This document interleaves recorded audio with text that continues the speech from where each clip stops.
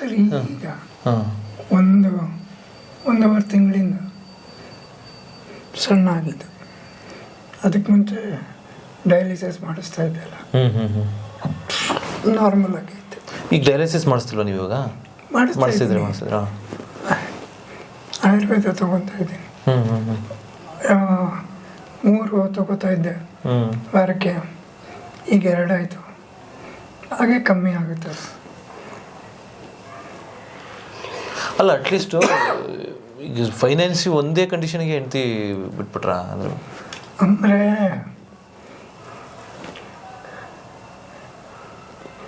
ಇದರಲ್ಲಿ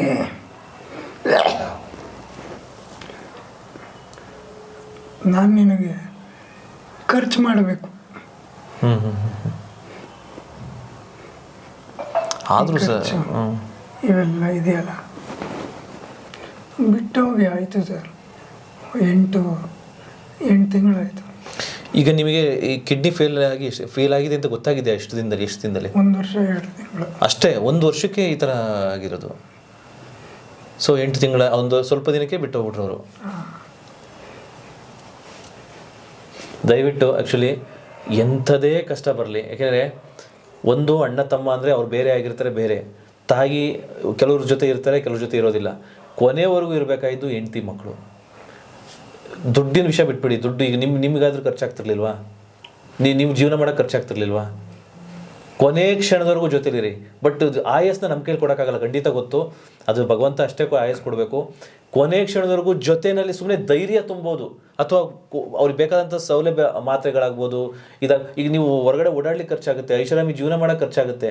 ದಯವಿಟ್ಟು ನಿಮ್ದು ಎಂಥದೇ ಪರಿಸ್ಥಿತಿ ಇರಲಿ, ದಯವಿಟ್ಟು ನಡು ನೀರಲ್ಲಿ ಯಾರನ್ನೂ ಕೈ ಬಿಡಬೇಡಿ. ಇವ್ರಿಗಾದ ಪರಿಸ್ಥಿತಿ ಬೇರೆಯವ್ರಿಗೂ ಬರಬಾರ್ದು.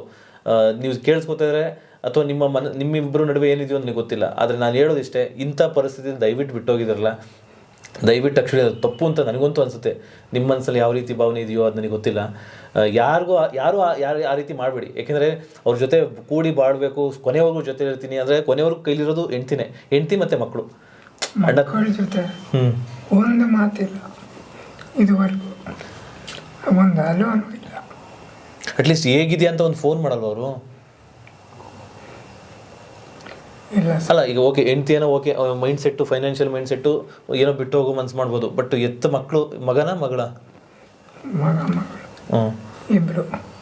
ಅವನಿಗೂ ನೋಡಿ, ಅಪ್ಪು ಸರ್ ಗೋತ್ರ, ಅಪ್ಪು ಸರ್ ನಕ್ಷತ್ರ, ಅಪ್ಪು ಸರ್ ಹೆಸರು ಅಪ್ಪು ಅಂತಾನೆ ಹೆಸರು. ಅವ್ರ ಹೆಸರು ಲೋಹಿತ್. ಓಕೆ. ಎಷ್ಟು ಏಜ್ ಅವ್ರಿಗೆ ಈಗ? ಅವನಿಗೆ 2.5-3 ವರ್ಷ. ಬಟ್ ಅವ್ರಿಗೆ ನಿಮ್ಮನ್ನ ಮಾತಾಡ್ಸೋದು 2.5-3 ವರ್ಷ ಅಂದರೆ ಆಲ್ಮೋಸ್ಟ್ ಗೊತ್ತಾಗುತ್ತೆ. ನಮ್ಮಪ್ಪ ಬಾಂಡಿಂಗ್ ತುಂಬ ಇರುತ್ತೆ. ಆ್ಯಕ್ಚುಲಿ ತುಂಬ ಚಿಕ್ಕ ಮಗುನೂ ಇರೋದಿಲ್ಲ. ಭಯ ಸರ್. ಹೆಂಗೆ ಬೆಳೆಸ್ತಾರೋ ಏನೋ. ಇವಾಗ ಅವ್ರ ಫ್ಯಾಮಿಲಿ ದೊಡ್ಡವರು, ಅವರಪ್ಪ ಕೆಟ್ಟ ಮಾತಲ್ಲಿ ಬೈದು ಬಿಡ್ತಾರೆ. ಕೈಯಲ್ಲಿ ಆಗದೆ ಇರೋನೆ ಹೋಗ್ತಾ ಇರೋ ಅಂತ. ಅವತ್ತು ಬಂದವನು ಸರ್,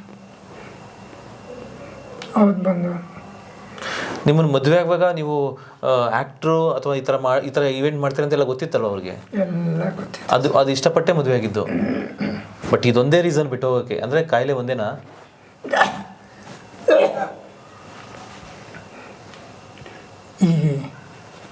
ಇದು ಬಂದಾಗಿಂದ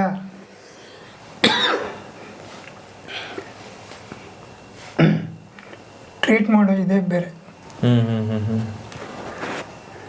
ಆಗಲ್ಲ, ಇನ್ನೇನು ಎಲ್ಲರೂ ಸುತ್ತಮುತ್ತ ಹೇಳ್ಕೊಡ್ತಾರೆ ಅಷ್ಟೇ. ಅವನು ಇನ್ನು ಏನಕ್ಕೂ ಪ್ರಯೋಜನ ಇಲ್ಲ ಅಂತೆಲ್ಲ ಅಪ್ಸ್ಬಿಟ್ರು. ಇವರು ನಾವಿದ್ದಿದ್ದ ಮನೆ ಖಾಲಿ ಮಾಡಿಬಿಟ್ಟು ಅವ್ರ ಊರಿಗೆ ಹೋಗ್ಬಿಟ್ರು. ಅವ್ರ ಅಪ್ಪ ಅಮ್ಮ ಅವ್ರನ್ನ ಅಪ್ರೋಚ್ ಮಾಡಿದ್ರಾ ನೀನು ಬಂದ್ಬಿಡು ಅಂತ ಆ ಥರ ಏನಾದರೂ? ಅವರು ಅಂದರೆ ಅವಶ್ಯಕತೆ ಇದ್ದರೆ ಮಾತ್ರ ಗಂಡ ಬೇಕು. ಅಂದರೆ ಅವಶ್ಯಕತೆ ಇದ್ದರೆ, ದುಡ್ಕೊಂಬಂದರೆ, ಸಂಬಳ ಬಂದರೆ ಆಗ ಮಾತ್ರ ಗಂಡ ಬೇಕು. ಮದುವೆ ಆಗುವಾಗ ಸೆಲೆಕ್ಟ್ ಮಾಡಿ. ಮದುವೆ ಆಗುವಾಗ ಇವ್ನು ನನಗೆ ಯೋಗ್ಯನಾ ಅಯೋಗ್ಯನಾ ಅಂತ ಸೆಲೆಕ್ಟ್ ಮಾಡಿ. ಆದರೆ ಒಂದ್ಸಲ ಮದುವೆ ಆಗಿ ನೀವು ಅವ್ರ ಹೆಂಡತಿ ಆದಮೇಲೆ ದುಡ್ಡಿದ್ರೆ ಮಾತ್ರ ಗಂಡ ಅಲ್ಲ. ಪ್ರಪಂಚದಲ್ಲಿ ಆ ಥರ ದುಡ್ಡಿರೋರ ಜೊತೆ ಹೋಗೋದಾದ್ರೆ ಬೇಜಾನಿದೆ ಆಪ್ಷನ್ನು. ಏನೋ ಸರ್ ಯಾರ ಬಗ್ಗೆನೂ ಮಾತಾಡಿ ಅಲ್ಲಲ್ಲ ಬಟ್ ನನಗೆ ಬೇರೆಯವ್ರಿಗೆ ಅಟ್ಲೀಸ್ಟ್ ಬೇರೆಯವ್ರಿಗೆ ಯಾರು ಅರ್ಥ ಮಾಡ್ಕೊಳ್ಳಿ ಸರ್. ತುಂಬ ನೋವಾಗ್ತದೆ. ಯಾಕೆಂದರೆ ನನಗೆ ನಿಮ್ಮ ಇದು ಸಮಸ್ಯೆ ಬಂದಿರೋದು ಹಾಸ್ಪಿಟ್ಲಿಗೆ ಹೋಗ್ತೀನಲ್ಲ, ಜೊತೆಲಿ ಕರ್ಕೊಂಬನ್ನಿ ಅಂತಾರೆ.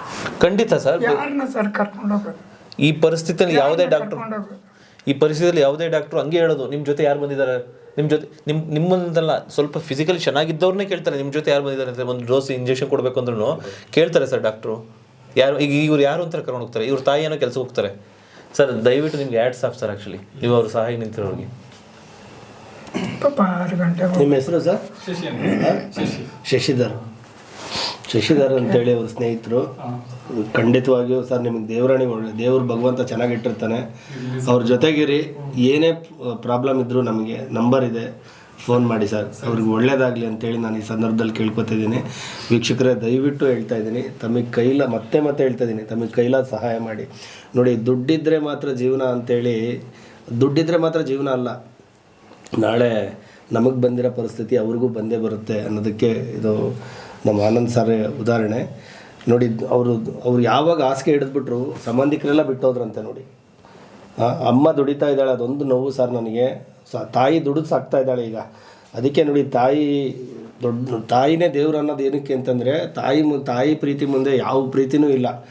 ಹೆಂಡತಿ ಮಕ್ಕಳೇ ಕಾಯಿಲೆ ಬಿದ್ದ ತಕ್ಷಣ ಅದಕ್ಕೆ ಎಷ್ಟೇ ಕೋಟಿ ನೀವು ಸಂಪಾದನೆ ಮಾಡಿ, ಎಷ್ಟೇ ಐಷಾರಾಮಿ ಬಂಗ್ಲೆ ಕಟ್ಟಿಸಿ, ಎಷ್ಟೇ ದೊಡ್ಡ ಒಂದು ಅರಮನೇಲಿದ್ದರೂ ಕೂಡ ಹಾಸಿಗೆ ಅಂತ ಹಿಡಿದ್ರೆ ಸ್ನೇಹಿತರೆ, ಯಾವ ಹೆಂಡತಿ ಮಕ್ಕಳು ಇಲ್ಲ. ಒಂದು ಲೈನ್ ಬರೆದಿದ್ದೆ ನಾನು, ಅದು ನೆನಪಾಗ್ತಾ ಇದೆ ಈಗ. ನೋಡಿ, ತಾಯಿ ಮಾತ್ರ ನೋಡ್ಕೊತಾ ಇದ್ದಾರೆ. ಮಂಜು ಸರ್, ನನಗೆ ಅಮ್ಮ ಕೆಲಸಕ್ಕೆ ಹೋಗ್ತಾ ಇದ್ದಾಳೆ, ಅದೊಂದೇ ನೋವು ನನಗಿನ್ನು. ಯಾವುದು ನನಗೆ ಕಾಯಿಲೆ ಬಂದಿರೋದು ನನಗೆ ಬೇಜಾರಿಲ್ಲ, ನನ್ನನ್ನು ಅಮ್ಮ ಸಾಕ್ತಾ ಇದ್ದಾಳೆ, ಅಮ್ಮ ಕೆಲಸಕ್ಕೆ ಹೋಗಿ ಅಂತ ಹೇಳಿದ್ರಲ್ಲ, ಅದು ತುಂಬ ನೋವಾಗುತ್ತೆ. ನೋಡು, ಒಂದು ಲೈನ್ ಬರೆದಿದೆ ಸರ್ ನಾನು, ವಯಸ್ಸು ಮೀರಿದರೆ ನಡೆಯೋದು ಆಟ, ಮಡದಿ ಮಕ್ಕಳೇ ಕೊಡುವರು ಕಾಟ ಅಂತೇಳಿ. ನೋಡಿ, ಏನೇ ಒಂದು ಕಾಯಿಲೆಗೆ ಬಿದ್ದ ತಕ್ಷಣ ಎಷ್ಟು ಸೂಕ್ಷ್ಮವಾಗಿ ಸರ್ಕೊಂಡು ಹೋಗ್ಬಿಡ್ತಾರೆ. ನೋಡಿ, ನಮಗೇನು ಗೊತ್ತೇ ಇಲ್ಲ ಅನ್ನೋ ಥರ. ದಯವಿಟ್ಟು ಯಾರು ಈ ರೀತಿ ಮಾಡಬೇಡಿ. ಇಂಪಾರ್ಟೆಂಟ್ ಅಲ್ಲ, ಪ್ರಪಂಚದಲ್ಲಿ ಎಲ್ಲದನ್ನು ದುಡ್ಡಿಂದ ಪರ್ಚೇಸ್ ಮಾಡೋಕ್ಕಾಗಲ್ಲ. ಇವತ್ತು ಅವ್ರು ಹಾಸಿಗೆ ಹಿಡಿದ್ರು, ಅವ್ರ ತಾಯಿ ದುಡಿದು ಅವ್ರನ್ನ ಸಾಕಿ ಆರೈಕೆ ಮಾಡಿ, ವಾರಕ್ಕೆ 2 ಸರಿ ಡಯಾಲಿಸಿಸ್ ಅಂದರೆ ತಿಂಗಳಿಗೆ 8 ಸರಿ ಡಯಾಲಿಸಿಸ್ ಮಾಡಿಸ್ಬೇಕು. ದಯವಿಟ್ಟು ನನ್ನ ಇವತ್ತು ಟ್ರೆಂಡ್ ಆಡಿಯೋ ಏನು ಸೆಲೆಬ್ರಿಟೀಸ್ಗಳ ಕಡೆಯಿಂದ ಅವ್ರಿಗೇನು ತಲುಪಿಸ್ಬೇಕಾದ ತಲುಪಿಸಿದ್ದೀನಿ. ದಯವಿಟ್ಟು ನಿಮ್ಮ ಅಳಿಲು ಸೇವೆ ಮಾಡಿ. ಅಕಸ್ಮಾತ್ ನಿಮಗೆ ನಿಮಗೆ ಅವ್ರಿಗೆ ಹೆಲ್ಪ್ ಮಾಡಲಿಕ್ಕೆ ಶಕ್ತಿ ಇಲ್ಲ ಅಂತಂದ್ರೂ ಕೂಡ, ನಿಮಗೆ ಸಪೋರ್ಟಿವ್ ಆಗಿರೋ ಯಾರಾದರೂ ಒಬ್ಬರು ವ್ಯಕ್ತಿಗಳ ಹತ್ರ ಕೈಲಾದ ಸಹಾಯ ಮಾಡಿ ಅಂತೇಳಿ ನಾನು ಕೈ ಮುಗಿದು ಕೇಳ್ಕೊತಾ ಇದ್ದೀನಿ. ಯಾಕೆಂದರೆ ನನ್ನ ಆತ್ಮೀಯ ಸ್ನೇಹಿತ, ಯಾಕೆಂದರೆ ಆನಂದ್ ಆರ್ಯ ಅಂದರೆ ನೀವು ಕೇಳಿರ್ಬೋದು, ನನ್ನ ಫೇವ್ರೇಟ್. ನಾನು ಆಮೇಲೆ TVSದು ಒಂದು ಅಡ್ವರ್ಟೈಸ್ ಮಾಡಿಸಿದ್ದೀನಿ, ಅವ್ರನ್ನ ಕರೆಸ್ಬಿಟ್ಟು ಮೈಸೂರಲ್ಲಿ ಕಾವೇರಿ TVS ಅಂತೇಳಿ ಅಡ್ವರ್ಟೈಸ್ಮೆಂಟ್ ಮಾಡಿಸಿದ್ದೀನಿ. ಸೊ ಅವ್ರಿಗೂ ನಾನು ಇವತ್ತು ವಿಷಯ ತಿಳಿಸ್ಬಿಟ್ಟು, ಅವ್ರ ಕಡೆಯಿಂದನೂ ನನ್ನ ಕಾಂಟ್ಯಾಕ್ಟಲ್ಲಿ ಯಾರ್ಯಾರು ಇದ್ದಾರೆ ಅವ್ರಿಗೆಲ್ಲದನ್ನು ನಾನು ಅವ್ರಿಗೇನು ಬೇಕು ಅದನ್ನು ತಲುಪಿಸಂತ ನಾನು ಕೆಲಸ ಮಾಡ್ತೀನಿ. ಇವತ್ತು ನೀವು ಸರ್ ನನಗೆ ಗೌರವ ಕೊಟ್ಟು ಬಂದು ಇದನ್ನೆಲ್ಲ ಮಾಡಿದ್ದಕ್ಕೆ ನಿಮಗೂ ನಾನು ತುಂಬ ಥ್ಯಾಂಕ್ಸ್ ಹೇಳ್ತೀನಿ. ನಾನು ಹೇಳಿದ್ದೆ, ಈ ಟ್ರೆಂಡಿಂದ ಯಾವುದಾದ್ರೂ ಒಬ್ಬರು ನೊಂದ ಕಲಾವಿದರಿಗೆ ಅಂತ ಹೇಳಿದ್ದೆ ನಿಮಗೆ. ಅದನ್ನ ನಾನು ಇವತ್ತು ಖುಷಿಯಿಂದ ಮಾಡ್ತಾ ಇದ್ದೀನಿ. ನನ್ನ ಕಡೆ ಯಾರ್ಯಾರು ಫ್ರೆಂಡ್ ಸರ್ಕಲ್ ಇದ್ದರೆ ಅವ್ರಿಗೆಲ್ಲ ತಿಳಿಸ್ತೀನಿ. ತಮಗೆ ಯಾರ್ಯಾರು ಫ್ರೆಂಡ್ ಸರ್ಕಲಲ್ಲಿ ಯಾರ್ಯಾರು ಸ್ವಲ್ಪ ಫೈನಾನ್ಷಿಯಲ್ ಚೆನ್ನಾಗಿರೋರು, ಕಷ್ಟದಲ್ಲಿರೋರು ಬೇಡ, ಚೆನ್ನಾಗಿರೋರನ್ನ ಅವ್ರ ಕೈಲಾದಷ್ಟು ಸಹಾಯ ಮಾಡಂತೇಳಿ ನಾನು ಮತ್ತೆ ಒಂದು ಮನಸಾರ ಕೇಳ್ಕೊತಾ ಇದ್ದೀನಿ ವೀಕ್ಷಕರು. ಹೌದು, ಖಂಡಿತ. ಯಾಕೆಂದರೆ ಎಲ್ಲರೂ ಅಂದ್ರೆ ಅವ್ರದ್ದು ಎಲ್ಲರೂ ಪ್ರತಿಯೊಬ್ಬರಿಗೂ ಕಷ್ಟ ಇದ್ದೇ ಇರುತ್ತಿಲ್ಲ ಅಂತಲ್ಲ, ಬಟ್ ನಿಮ್ಮ ಕಷ್ಟದಲ್ಲಿ ಕೈಲಾದಂಥವ್ರು, ದೇವ್ರ ಶಕ್ತಿ ಕೊಟ್ಟಂಥವ್ರು ಮಾಡಿ ಅಷ್ಟೇ. ಏಕೆಂದರೆ ಏನೇನೋ ಕೂತ್ಕೊಂಡು ಹೇಳ್ಬಿಡ್ತೀಯಪ್ಪ ವಿಡಿಯೋದಲ್ಲಿ, ಎಲ್ರಿಗೂ ನಮ್ಮದೇ ಆದ ಕಷ್ಟ ಇರುತ್ತೆ ಅಂತ ಅನ್ಕೋತೀರಾ. ಖಂಡಿತ. ಏಕೆಂದರೆ ನಾನೊಬ್ಬ ಮನುಷ್ಯನೇ, ನನ್ನದೇ ಆದ ನನ್ನ ಕಷ್ಟಗಳು ನನಗೂ ಇದೆ, ನಿಮ್ಮದೇ ಆದ ಕಷ್ಟಗಳು ನಿಮಗೂ ಇರುತ್ತೆ. ಆದಂಥವ್ರು, ನಿಮ್ಮ ಕೈಲಿ ಆದಂಥವ್ರು ದಯವಿಟ್ಟು ದುಡ್ಡು ಹಾಕಿ ಇದಾಕಿ, ಅಂದರೆ ಎಷ್ಟಾಗುತ್ತೋ ಅಷ್ಟು ಹಾಕಿ. ಸ್ಕ್ಯಾನರು ನಮ್ಮ ವಿಡಿಯೋದಲ್ಲಿ ಬರ್ತಾ ಇರುತ್ತೆ, ಸ್ಕ್ಯಾನ್ ಮಾಡಿಕೊಂಡು ದಯವಿಟ್ಟು ಅವ್ರ ಅಕೌಂಟ್ಗೆ ಹೋಗುತ್ತೆ. ಸರ್, ಈ ಅಕೌಂಟಲ್ಲಿ ಏನಂತ ಹೆಸರಿರುತ್ತೆ ಸರ್? ಅದು ಆನಂದ್ ಎಮ್ ಅಂತ ಬರುತ್ತೆ. ಆನಂದ್ ಎಮ್ ಸ್ಕ್ಯಾನರ್ ಕೊಟ್ಟಿರ್ತಾರೆ, ಆನಂದ್ ಎಮ್ ಅಂತ. ಯಾವುದಾದ್ರು ದಯವಿಟ್ಟು ಯಾವುದಾದ್ರು ಮಿಸ್ಯೂಸ್ ಆಗೋದು ಬೇಡ. ಇದು ಆ್ಯಕ್ಚುಲಿ ಈ ವಿಡಿಯೋನ ಕಟ್ ಮಾಡಿಕೊಂಡು ಬೇರೆ ಸ್ಕ್ಯಾನರ್ ಹಾಕಿ ಮತ್ತೆ ಪೋಸ್ಟ್ ಮಾಡೋಂಥದ್ದು ಇದೆಲ್ಲ ಮಾಡ್ತಾರೆ.